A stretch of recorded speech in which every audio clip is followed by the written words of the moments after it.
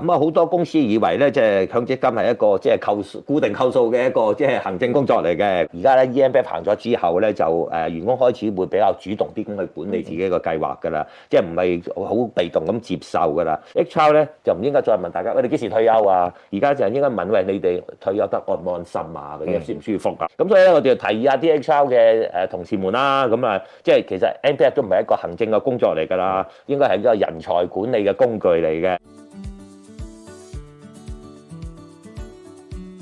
就嚇 EMPF 咧，就令到呢個 MPF 咧由行政變為透明，1.6萬億咧就即係令 MPF 由制度人生咧就變到即係呢個退休人生嘅。我諗大家 HR 嘅同事咧就應該咧就唔係淨係處理供款啦，咁就係即係點樣去幫啲同事咧就做呢個人生嘅選擇，呢個係好重要嘅。LIC 同 SP 嗰個支付咧，再加上 EMPF 嘅推行咧，其實就令到個問題咧就複雜咗好多嘅。以前大家俾即係長期服務金咧，就好似計算術咁啦，咁啊要計一計究竟要俾幾多錢啊，咁同埋幾時俾啊咁啊，咁啊 EMPF 出咗之後咧，就除咗做算術題之外咧，就要同好似即係時間競賽。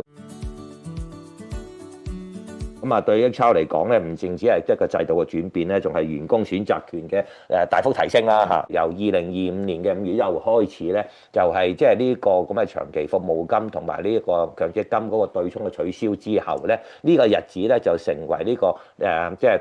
total portability 咧嗰一個新定義嘅員工嘅新定義嚟嘅。2026年嘅年底咧就推出第一階段嘅呢個全自由行嘅。因為每年咧俾員工一次去轉移強制性僱主強制性部款嘅嗰個供款嘅，咁所以其實僱主咧都仲係要去維持計劃嘅嗰個供款計劃嘅嗰個守門人角色啊。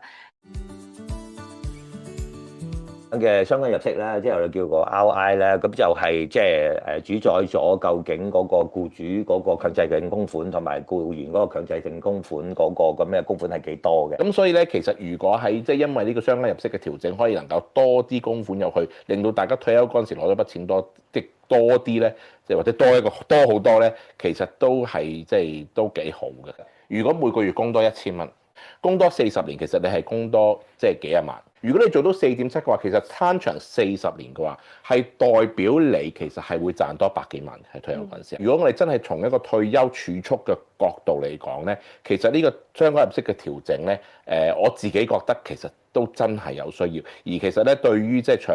長遠嘅一個退休嘅儲蓄嘅話咧，其實而做到即係一個唔錯嘅投資嘅話咧，係真係到將來係好有幫助。簡單啲講就冇話最好嘅，咁啊只有最匹配。總結一句咧，就 MPF 嘅選擇咧，唔係大家做即係呢個purchasing嘅決定，咁啊係一個人力資源嘅策略嚟嘅。睇一句大家啦，即係希望俾大家一句 take away 咧，就係即係贏家咧就唔係淨係話去俾好多揀擇嘅，咁而係咧就應該係最懂得點樣去配置。